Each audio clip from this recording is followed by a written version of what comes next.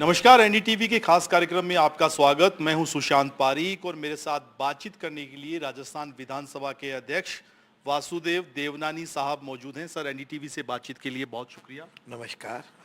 Sir, देश में तीसरे चरण की वोटिंग हो गई है, लेकिन इस चुनाव में संविधान को लेकर बहुत चर्चा हो रही है। राजनीतिक दल, पार्टियां चुनावी रैलियों में इस बात को लेकर बयान दिए जा रहे हैं कि अगर तीसरी बार नरेंद्र मोदी या भाजपा एनडीए सत्ता में आते हैं तो संविधान खत्म हो जाएगा। क्या सोचते हैं सर, क्या संविधान को खतरा जैसी कोई चीज देश में है? मुझे लगता है कि भारत का लोकतंत्र भी मजबूत है और हमारा संविधान संविधान निर्माताओं ने इतना अच्छा बनाया है, उसकी बेसिक चीज़ इतनी तय की है कि शायद भारत में कोई भी ताकत देश के संविधान को मिटा नहीं सकती, समाप्त कर नहीं सकती।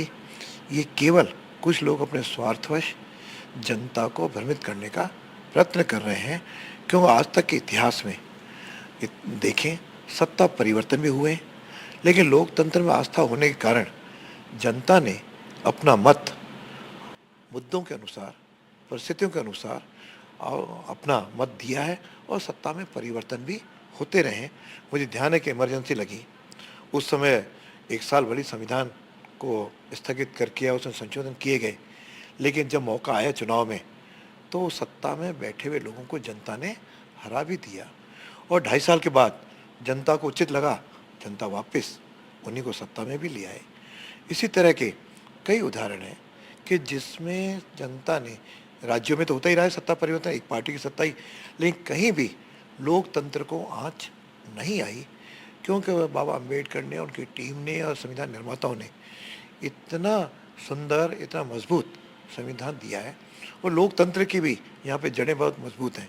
कोई लोकतंत्र समाप्त हो जाएगा, यह कहना नितांत देश की प्रतिष्ठा के साथ मैं मानता हूँ खिलवाड़ किया जा रहा है। क्या इसे केवल एक चुनावी मुद्दा मानते हैं? मैं मानता हूँ यही है, या तो जो लोग लगातार सत्ता में नहीं आ पा रहे हैं उनकी फ्रस्ट्रेशन है, या फिर उनके, मैं समझता हूँ, चुनावी नारा दे करके जनता को ये भ्रमित किया जा सके कि ये संविधान खतरे में, इसलिए आप हमको वोट दो। जनता इन मुद्दों पे नहीं आती। लोकतंत्र और संविधान दोनों भारत के विश्व के अंदर मजबूत हैं। मैं समझता हूँ सबसे बड़ा लोकतंत्र भारत है, इवन अमेरिका से भी कहूँ तो बड़ा है। और यहाँ पर जिस तरह से चुनावी रचना है, कभी लोग ईवीएम की चर्चा करते हैं और ईवीएम में यदि सामने वाले की पार्टी जीत जाती है तो ईवीएम में कोई विकार नहीं है, और यदि पार्टी हार जाती है तो कहते हैं ईवीएम बेकार है। इस तरह की बेहूदी बातें नहीं की जानी चाहिए। लोकतंत्र में मुद्दों पे चुनाव लड़ा जाए, पार्टियां आएंगी जाएंगी, लेकिन भारत की प्रतिष्ठा विश्व के अंदर लगातार बढ़ती रहे। लोगों की जो दृढ़ आस्था लोकतंत्र में है वह निश्चित रूप से बनी हुई है और बनी हुई रहेगी। सर, वोटिंग प्रतिशत कम हुआ है, तीनों चरणों को देखें तो क्या वजह मानते हैं इसके पीछे? क्या इस बार अवेयरनेस में कमी रही है, या मतदाता उदासीन है, या उसे कोई ऐसी उम्मीद नहीं मिल रही जिससे वो दूसरा विकल्प तलाश कर सके? बहुत ज़्यादा कोई अंतर नहीं आया है। हमेशा पहला इतिहास देखें कि लोकसभा के चुनाव में कई बार 54% भी मतदान हुआ है। ये समय समय और मुद्दों के आधार पर जनमत तैयार करते हैं, और साथ में कई बार लोगों को लगता है कि इन्हीं की सरकार आनी है तो उनके समर्थक कई बार नहीं जाते, कई बार विरोधी भी सोचते हैं सरकार इनकी बनी तो नहीं जाते हैं। और कई बार लोकल व्यक्ति के साथ अटैचमेंट कितना है उसके अनुसार ही मतदान होता है। साधारणतः माना जाता है कि पार्षद का चुनाव होता है तो मतदान 80% उससे भी अधिक होता है, क्या व्यक्ति के साथ लगा होता है। जब विधायक का चुनाव होता है उससे कुछ परसेंटेज गिर जाती है, फिर सांसद का होता है तो उससे तो और कम होता है। मुझे ध्यान है कई जगह तो प्रतिशत बढ़ा भी है, और जहाँ पे क्लोज कॉन्टेस्ट है वहाँ पे प्रतिशत बढ़ा भी है। तो ये वहाँ पे जनता को, स्थानीय जनता पे, स्थानीय कैंडिडेट्स पर ज़्यादा को निर्भर करता है। मूल रूप से हर एक पार्टी का या जनता का फिक्स है कि ये 50% 60% पोलिंग तो होगी।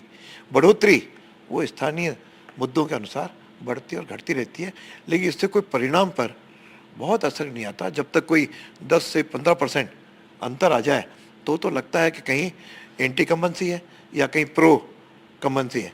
तो दोनों का निर्णय 2-4-5% मतदान में अंतर आना, मुझे बहुत कोई ज़्यादा निर्णयों पे अंतर नहीं पड़ेगा। कोई बदलाव नहीं देख पा रहे हैं? अगर वोटिंग कम हो रही है तो कोई फर्क नहीं पड़ेगा? ऐसा है कि इससे परिणामों पे परिवर्तन नहीं आएगा।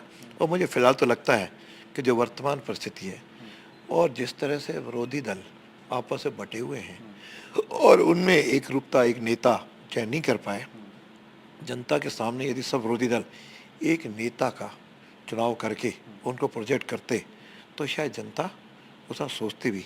इस समय चूँकि सामने कोई नहीं है और मेरे ध्यान में ऐसे कोई पार्टी भी नहीं जो चुनाव जीतने के लिए लड़ रही हो, उन्होंने इतने कैंडिडेट्स भी शायद खड़े नहीं किए हैं, इसलिए मुझे लगता नहीं कि कोई परिणामों में अंतर आएगा। सर, आप लंबी राजनीतिक पारी आपने खेली है, क्या नहीं लगता 10 साल का एक फटीग फैक्टर हो जाता है? कई बार कुछ मुद्दे हैं जिनसे पब्लिक कनेक्ट फील नहीं करती, ऐसी कोई स्थिति देख पा रहे हैं आप?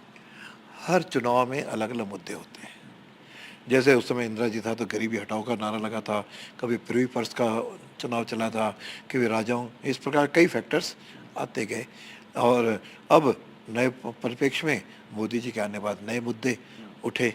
कभी भ्रष्टाचार का, पहले चुनाव में बहुत बड़ा भ्रष्टाचार का मुद्दा उठा, दूसरे में 19 में दूसरे मुद्दे आए, विकास के मुद्दे आए, और अभी फिर कभी सनातन आस्थाओं का मुद्दा आया, कभी आपके देश में भ्रष्टाचार, सनातन, परिवारवाद, कई मुद्दे समय समय के अनुसार सब विभिन्न पार्टियां लाती हैं और उस पर जनता अपना मत प्रकट करती है। लेकिन क्या जाति और धर्म के आधार पर चुनाव लड़ा जाना चाहिए? आप ठीक मानते हैं इसे? मैं समझता हूं कोई भी पार्टी इस आधार पर चुनाव नहीं लड़ना चाहिए और लड़ भी नहीं रही है, लेकिन जातिवाद यहाँ पे इतना गहराई तक है, वो शायद धीरे धीरे जाएगा। प्रत्येक पार्टी तय तो करती है कि जातिवाद समाप्त होना चाहिए, लेकिन चुनाव का मौका जब मतदान का आता है, इसमें जनता को जागरूक होना पड़ेगा। और मुझे लगता है कम प्रतिशत जो आपने कहा उसका एक फैक्टर और है, कहीं ना कहीं मतदान अधिक प्रतिशत हो उसके लिए, 100% हो या अधिकांश मत देने के लिए जाए, कहीं सरकारों को भी विचार करना पड़ेगा। इसके लिए कुछ क्या ऐसे कदम उठाए जाएं कि यदि मतदान नहीं करने गए अमुक सुविधाएं नहीं मिलेंगी। इस प्रकार कहीं ना कहीं मत देने का, बाकी आम जन सोचता है ठीक है शुक्रवार को हो रही है, शनिवार को छुट्टी है तो घूमने चले गए। फाइन जैसी कोई व्यवस्था की बात कर रहे हैं आप? फाइन नहीं कह रहा, लेकिन कहीं ना कहीं उसमें कदम सोचने पड़ेंगे जिस आधार पे मतदान बढ़ा सके। मतदाता को आप आकर्षित तो करें, आप अधिक से अधिक मतदान करें।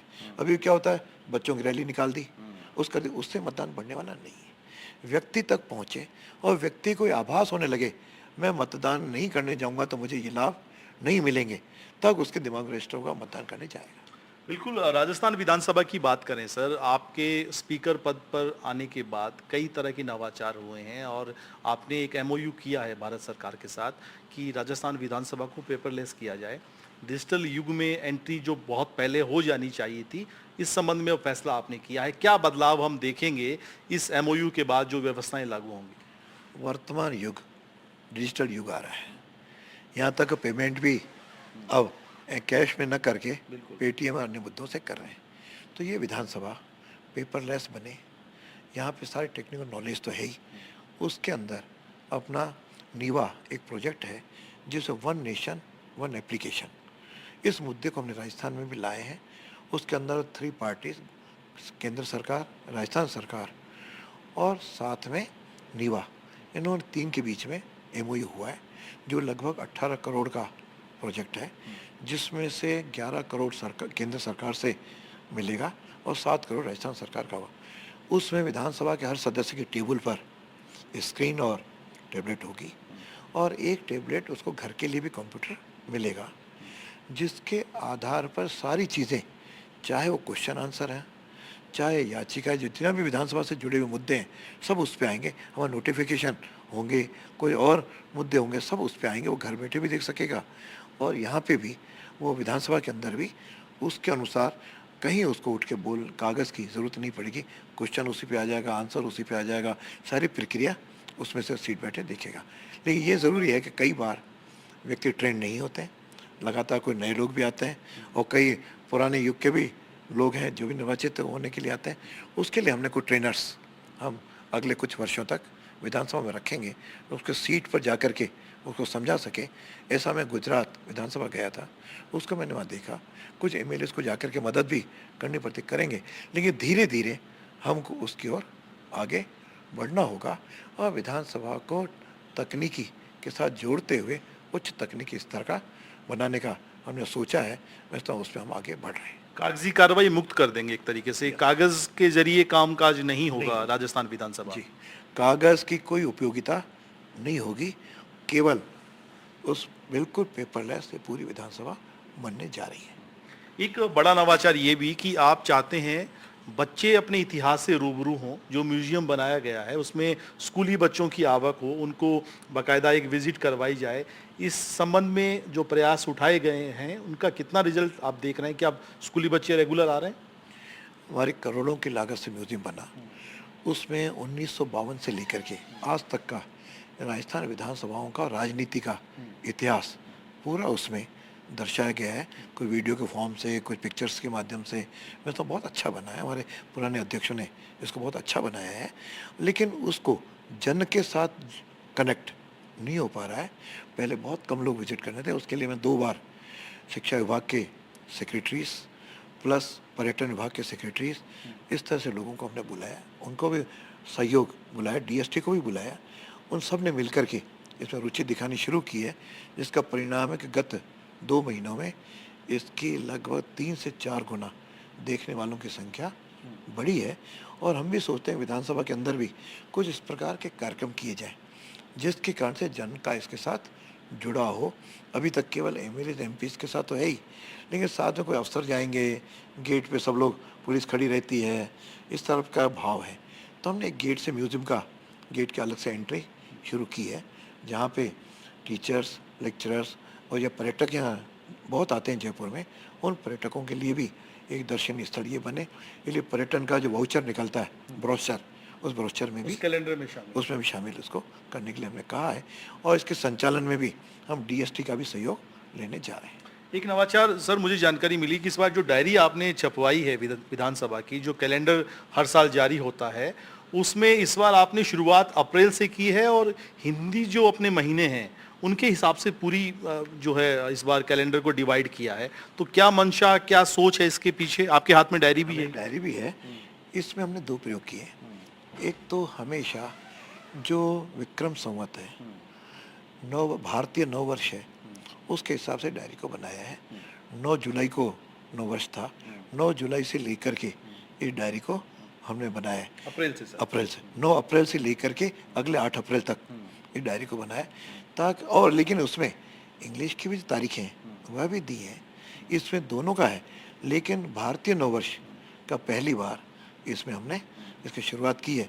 और साथ में इसके अंदर पहले जो महीने के प्रारंभ फोटो होते थे, ये फोटो अधिकतर विधानसभा अध्यक्ष, हर बड़े गवर्नर, महापुरुष की तस्वीर है जिस दिन उसकी जयंती, जिस महीने में उसकी जयंती है, कोशिश की है कि उसको जोड़े। अप्रैल है तो डॉक्टर अम्बेडकर का इसके अंदर जुड़ा है। फिर मई आ गया तो मई में महाराणा प्रताप, मई जून का हिसाब से उसको जोड़ा है।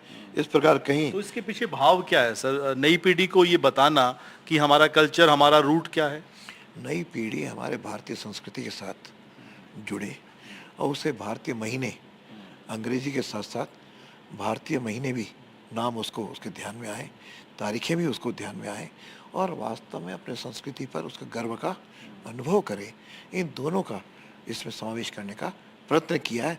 मैं समझता हूँ कि इसके एक बच्चों के पास तो नहीं जाएगी, लेकिन जिनके पास भी जाएगी उनके माध्यम से ये बात नीचे भी जाएंगी। हो सकता है आगे जा कर के ये स्कूलों के और संस्थाओं के कैलेंडर इसके अनुरूप होने लग जाए। और मुझे कुछ विधानसभा अध्यक्षों को भी पत्र आए, उन्होंने इसको सराहा और आगे से शायद वो भी अपने स्टेट में इस तरह का करने का सोच रहे हैं। मैं समझता हूँ ये एक नई शुरुआत है जो निश्चित रूप से एक पॉजिटिव वे में सोची जानी चाहिए और पॉजिटिव वे में ली जाएगी। सर, एक जो बड़ी बात यह है कि राजस्थान विधानसभा में पिछले कुछ सालों से एक ये चर्चा रही है कि दिवस जितने होने चाहिए, वर्किंग दिवस, उतने नहीं हो पाते हैं। आपने अपनी पहली स्पीच में भी इस पर फोकस किया था।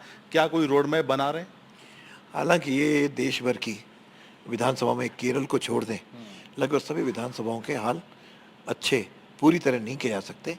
संविधान में या मर्यादाओं में लिखा है 60 दिन चलनी चाहिए, लेकिन सबसे न्यूनतम उत्तर प्रदेश की, जो मेरी जानकारी है, 20 दिन के आसपास चलती है।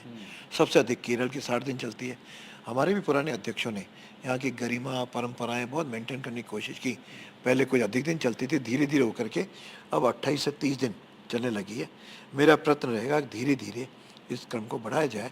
कम से कम इस साल हम 40 तक ले जाएं, अगली बार 45 के 4-5 वर्षों में हम इसकी बैठकों की संख्या भी बढ़ाएं। वो संख्या की बैठकों को बढ़ाने से जो मेजर लाभ होंगे, बहस में जनता के मुद्दे उठाने के अवसर हमारे विधायकों को अधिक मिलेंगे। जीत करके आता है, उसके मन में होता है मैं क्षेत्र की यहाँ पे मुद्दे उठाऊं, लेकिन समय कम के कारण या बाकी परिस्थितियों के कारण वो मुद्दे नहीं उठा पाता, तो उसके मन में भी कई बातें रह जाती हैं। यह मंच ऐसा है, पक्ष और विपक्ष दोनों के विधायक इसमें मंच पे बात उठाएं। विपक्ष का काम है सरकार का ध्यान आकर्षित करना, सरकार का काम है उनको सुन करके उसको मैक्सिमम रेक्टिफाई करें, कानून बनाएं, उससे खुली बहस हो, अच्छे सुझाव आएँ उसको इनकॉर्पोरेट करें। इस प्रकार के भाव है कि अधिक बहस, अधिक दिन चले, साथ में उसे सार्थक बहस हो, इसका भी प्रयत्न करेंगे। इसलिए शायद पहली बार मैंने सर्वदलीय बैठक भी बुलाई, ताकि जिसमें सब दलों का सहभागिता से हम इसको चला सकें, क्योंकि सदन तभी अच्छा चलेगा जब पक्ष विपक्ष के सभी विधायकों का उसमें सहयोग मिलेगा। मैं प्रयत्न करूंगा कि सबका सहयोग मिले। सर, एक सवाल जो उनके जवाब नहीं आ पाते हैं, पिछली 5 साल में हमने देखा कि 5000 के आसपास ऐसे सवाल थे जिनके जवाब आने चाहिए थे, रिकॉर्ड पर होने चाहिए थे, वो नहीं उपलब्ध नहीं हैं। ये एक बड़ी समस्या है। क्या जवाबदेही जैसी कोई व्यवस्था आप बनाने जा रहे हैं? प्रयत्न होगा, क्योंकि अब तक पहले जो विधानसभा पिछले 13वीं 14वीं के भी कुछ प्रश्न बाकी हैं, 15वीं के तो 5000 प्रश्नों के उत्तर नहीं आए, और अभी 16वीं में भी हमें 2000 प्रश्न लगे आए थे, लगभग उसमें तो 800 साढ़े 800 के उत्तर अभी तक आए। मैंने एक बार मुख्य सचिव से भी बात की है, कुछ सेक्रेटरीज को पत्र भी लिखे हैं, और लगातार परसुएंस कर रहा हूँ। और मुझे लगता है कि शायद इस महीने में सारे सेक्रेटरीज की एक मीटिंग में बुला करके हम उसे आग्रह करेंगे, और फिर भी यदि उसमें कोई कमी रहती है तो इसको कैसे अकाउंटेबल बनाया जाए, इस पर ज़रूर हम विचार करेंगे। पिछली अगर सरकार की बात करें, सीपी जोशी स्पीकर थे, उन्होंने एक व्यवस्था की थी, हालांकि व्यवस्था पहले से थी, सीपीए खासतौर पे उसको एक्टिव किया था। आप मानते हैं व्यवस्था अच्छी थी, और क्या उसको किस तरीके से कंटिन्यू किया जाए? क्योंकि जिस तरह के सेमिनार हुए थे, बड़े अच्छे ज्ञानवर्धक रहा पूरा जितना भी सेशन हुए थे।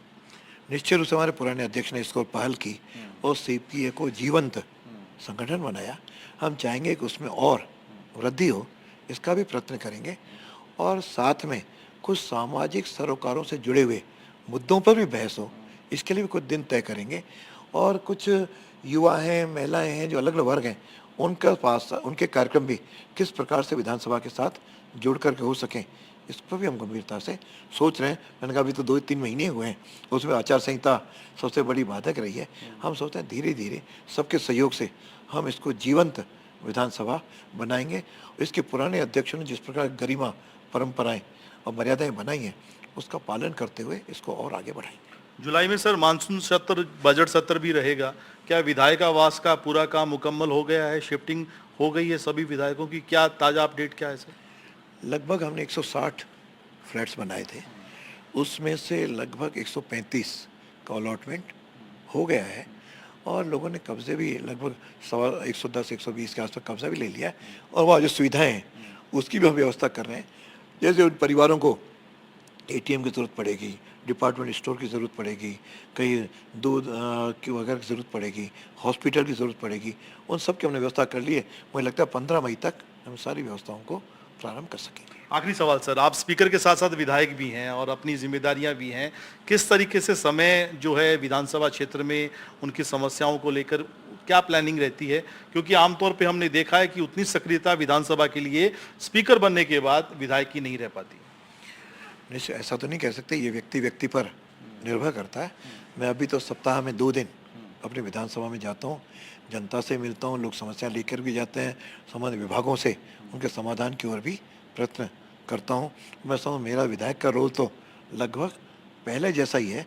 ये ठीक है कि पहले 5 दिन 6 दिन में उपलब्ध वहाँ हो जाना, लेकिन उसकी तुलना में अब 2 दिन 2.5 दिन ही उपलब्ध हो पाते हैं। लेकिन फिर भी किसी भी जन को ये महसूस होने नहीं दिया कि हमारे विधायक हमसे मेरे से दूर हो गए। एनडीटीवी से बातचीत के लिए बहुत शुक्रिया। धन्यवाद बहुत बहुत।